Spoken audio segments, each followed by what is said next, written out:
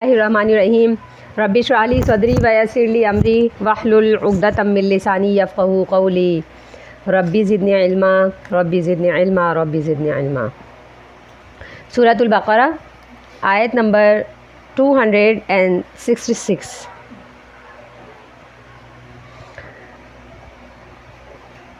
To 265 आयत के अंदर मसलुल्लज़ीना युनफ़िक़ूना अम्वालहुम इब्तिग़ाअ मर्ज़ातिल्लाह व तस्बीतम मिन अनफुसिहिम कमसली जन्नतिन बिरबुअतिन इला आखिरिल आया। इसमें अल्लाह ताला ने उन लोगों की मिसाल बयान फरमाई कि जो अल्लाह की रज़ामंदी और तस्बीत क़ल्ब के लिए, इस बात क़ल्ब के लिए इन्फ़ाक़ फ़ी सबीलिल्लाह करते हैं। तो अल्लाह ताला ने फरमाया कि चोटी के सदक़ा खैरात करने वाले लोग हैं। तो इसका मतलब ये नहीं था, कल बयान किया गया कि इसका मतलब ये नहीं है कि चोटी की बुनियाद पर सदका खैरात करने वाले बुलंद पाए के लोग हैं कि जो सदका खैरात करने वाले हैं, यानी कि बहुत ज़्यादा सदका खैरात करते हैं। इसका ये मतलब कतआन नहीं है, बल्कि इसका मतलब है कि वो कल्बी इखलास के मामले में उस मायार पर चोटी के लोग हैं। नबी सल्लल्लाहु अलैहि वसल्लम, एक हदीस है कि जब नबी सल्लल्लाहु अलैहि वसल्लम ने ऐलान फरमाया कि अपने अपने माल गनीमत जमा कीजिए, तो उमर रज़ियल्लाहु अन्हु नबी सल्लल्लाहु अलैहि वसल्लम के पास अपने घर का सरमाया लेकर आया। आप सल्लल्लाहु अलैहि वसल्लम ने फरमाया कि ए उमर, घर वालों के लिए कुछ छोड़ कर आओ। तो कहने लगे कि या रसूलल्लाह, जितना लाया हूँ इतना ही घर वालों के लिए छोड़ कर आया। अबू बकर रज़ियल्लाहु अन्हु ने अपना सरमाया ला कर के माल गनीमत में जमा करवाया। तो नबी सल्लल्लाहु अलैहि वसल्लम ने पूछा, ए अबू बकर, घर वालों के लिए कुछ छोड़ कर आए हो? तो कहने लगे, या रसूलल्लाह, अल्लाह और उसके रसूल का नाम छोड़ कर आया हूँ। तो इस पर उमर रज़ियल्लाहु अन्हु खड़े हुए थे, तो वो ज़ारो कतार रोने लगे और कहने लगे कि इस वक्त भी अबू बकर उमर पर दर्जा ले गए। तो ऐसे भी लोग हैं जो चोटी के सदका खैरात करने वाले हैं। और एक मौके पर ऐसा हुआ कि माल गनीमत में एक शख्स ने एक पूरा थैला ला करके डाला खजूरों का, और एक शख्स था कि जिसने मुट्ठी भर खजूरें ला करके डाल दी। तो जो मुट्ठी भर खजूरें ला करके उसने माल गनीमत में हिस्सा दिया, तो उस पर लोग हंसने लगे। तो उसकी तारीफ़ में नबी सल्लल्लाहु अलैहि वसल्लम ने यही फरमाया, मफ़हूम हदीस यही कि आप ने फरमाया कि अल्लाह खुलूस को देखता है, अल्लाह उस वक्त मिक़दार को नहीं देखता। और हदीस से मफ़हूम है, नबी सल्लल्लाहु अलैहि वसल्लम ने फरमाया कि अल्लाह तुम्हारे खून को और गोश्त को नहीं देखता कि तुम ये मिक़दार मुतय्यन करते हो कि इतना बड़ा जानवर होना चाहिए,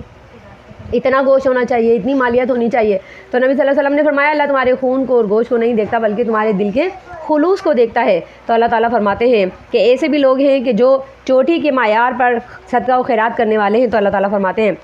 उनके सदका खैरात की मिसाल ऐसे है कि ऐसा बाग है कि जो आतत उकुलहा दिअफ़ैन, दुगना और चौगना उनका फल आता है और वो उससे फैज़याब होते हैं। आगे आयत अल्लाह ताला फरमाते हैं, अयवद्दु अहदुकुम अन तकून लहु जन्नतुम मिन नखीलिन व अनाबिन तजरी मिन तहतिहल अनहारु लहु फ़ीहा मिन कुल्लि समराति व असाबहुल किबरु व लहु ज़ुर्रिय्यतुन दुअफ़ाउ फ़असाबहा इअसारुन फ़ीहि नारुन तहतरक़त कज़ालिक युबय्यिनुल्लाहु लकुमुल आयाति लअल्लकुम ततफ़क्करून। अयवद्दुकुम अहदुकुम, क्या तुम में से कोई एक ये चाहता है, अन तकून लहु जन्नतुन, ये कि उसके लिए एक बाग हो, मिन नखीलिन, खजूरों से, व अनाबिन, और अंगूरों से, तजरी मिन तहतिहल अनहारु, उसके नीचे नहरें बहती हों, लहू फ़ीहा मिन कुल्लि समरात, उसके लिए उसमें हर किस्म के फल भी हों, वासाबहुल किबर, और उसे बुढ़ापा पहुँच जाए, वलहू ज़ुर्रिय्यतुन दुअफ़ाउ, और उसकी कुछ नातवान छोटी उम्र की औलाद भी हो, फ़असाबहा इअसारुन, और उसके बाग को एक बगुला पहुँचे, फ़ीहि नारुन, जिस बगुले के अंदर आग भी हो, फ़अहतरक़त, और वो बगुला उसके बाग को जला कर राख कर दे। कज़ालिक युबय्यिनुल्लाहु, इसी तरीके से अल्लाह ताला बयान करता है, लकुम, तुम्हारे लिए, आयाती, अपनी निशानियाँ, अपनी आयात, लअल्लकुम ततफ़क्करून, ताकि तुम गौर व फ़िक्र करो। अल्लाह ताला अमथिला बयान कर रहे हैं इन्फ़ाक़ फ़ी सबीलिल्लाह के मौजू पर। हम पीछे 4 किस्म की मिसालें पढ़ चुके हैं इन्फ़ाक़ फ़ी सबीलिल्लाह के मौजू पर। अब अल्लाह ताला ये फरमा रहे हैं कि इन्फ़ाक़ फ़ी सबीलिल्लाह करने वाले तो बहुत हैं, ऐसे भी हैं कि जो चोटी की बुनियाद पर करते हैं, ऐसे भी हैं कि जो मन और अज़ा के ज़रिए से, बिलमन्नि वल अज़ा, मन और अज़ा के ज़रिए से अपने सदका खैरात को ज़ाया कर देते। ऐसे लोग भी हैं کہ جو صدقہ و خیرات کرتے ہیں ریاکاری کرتے ہیں، ایسے لوگ بھی ہیں جو خلوص دل سے صدقہ و خیرات کرتے ہیں۔ تو صدقہ و خیرات کرنے والے لوگوں کے لیے اللہ تعالیٰ یہ مثال بیان کر رہے ہیں، کیا تم میں سے کوئی ایک یہ چاہتا ہے کہ اس کا ایک باغ ہو جو کھجوروں اور انگوروں یعنی بہترین قسم کے ثمرات سے مزین ہو؟ اس میں اس قسم کے باغات کو کل بیان کیا گیا کہ جنہ جو ہے وہ ایسا باغ ہوتا ہے جس کے اندر اتنے زیادہ درخت ہوں کہ پوری زمین چھپ جائے، زمین وہاں نظر ہی نہ آئے اور کسی دوسرے درخت کی گنجائش نہ ہو، یعنی کہ بالکل جسے بولتے ہیں کہ گھنا باغ، اسے جنہ کہتے ہیں۔ تو کہا گیا ایسا باغ ہو اور وہ بھی طیب یعنی کہ ثمرات پر مشتمل ہو، جو نخیل کھجوروں کا ہو، اعناب انگوروں کا ہو، اور اس کے علاوہ لہو فیہا من کل ثمرات، ہر قسم کے پھل بھی اس کے اندر آتے ہوں۔ اگر کسی کا ایسا باغ ہو، کیا تم میں سے کوئی یہ چاہتا ہے کہ وہ ایسے باغ کا مالک ہو، پھر اچانک سے ایسا وقت آ جائے کہ اس پر خود پر بھی بڑھاپا آ جائے، باغ کی رکھوالی نہ کر سکے، باغ کی دیکھ بھال نہ کر سکے، خود بھی بوڑھا، پھر اس کی اولاد جو ابھی ناتوان ہے، جوان کڑیل نہیں ہے، کسی کام کاج کی نہیں ہے، ابھی صرف وہ کھانے والے بچے ہیں، ضعفاء ناتوان بچے ہیں، تو کہا کہ وہ خود بھی ناتوان ہو جائے اور اس کی اولاد بھی ناتوان ہو، کیا تم میں سے کوئی ایک یہ چاہتا ہے کہ ایسے کمزور وقت کے اندر، ایسے نازک وقت کے اندر اس کا وہ باغ تباہ و برباد ہو جائے کہ کوئی بگولا آئے؟ اعصارون کہتے ہیں ایسی تند و تیز ہوا کو جو گول گول آسمان کی طرف اڑتی ہے، اور وہ بگولے کی شکل میں، ہمارے ہاں اردو میں اسے بگولا کہا جاتا ہے، گول گول آسمان کی طرف وہ ہوا اڑتی ہے، اور وہ ہوا خالی نہیں ہوتی بلکہ اس ہوا کے اندر بھی ایک آگ ہوتی ہے، جو آگ ابھی باہر سے دکھائی نہیں دیتی، لیکن جیسے ہی اس بگولے کی زد کے اندر کوئی چیز آتی ہے، کوئی انسان بھی آتا ہے، کوئی جانور بھی آتا ہے، تو کہتے ہیں کہ وہ بگولا انسان کو جلا دیتا ہے، چیز کو راکھ کر دیتا ہے، برباد کر دیتا ہے۔ ایسا بگولا اگر کسی انسان کے بڑھاپے کے وقت میں، جبکہ اس کی اولاد بھی ناتوان ہے، خود بھی اس کے اوپر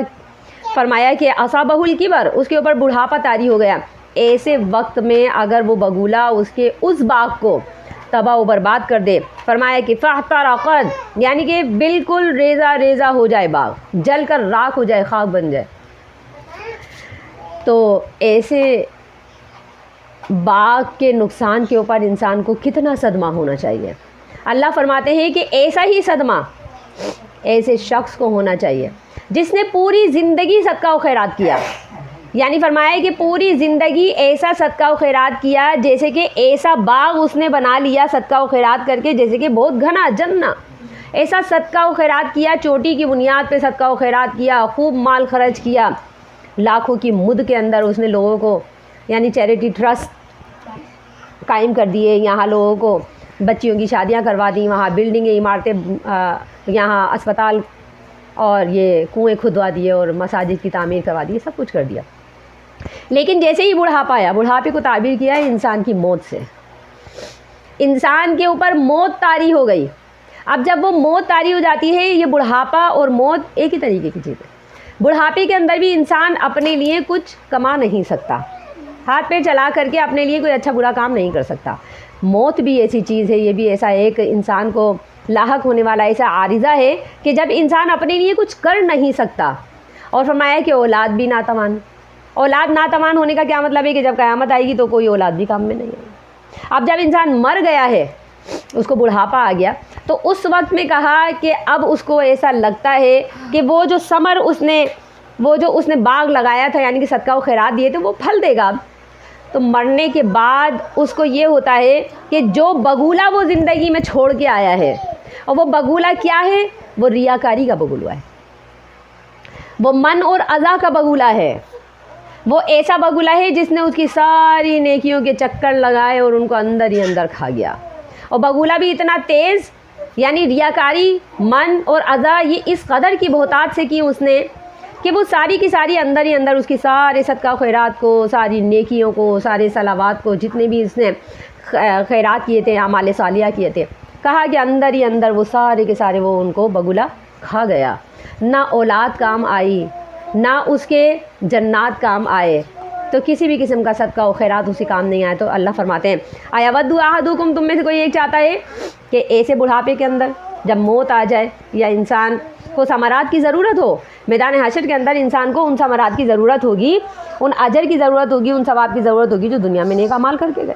تو فرمایا کہ نیک اعمال تو بہت کیے، باغات بنا لیے، گھنے باغات بنا لیے،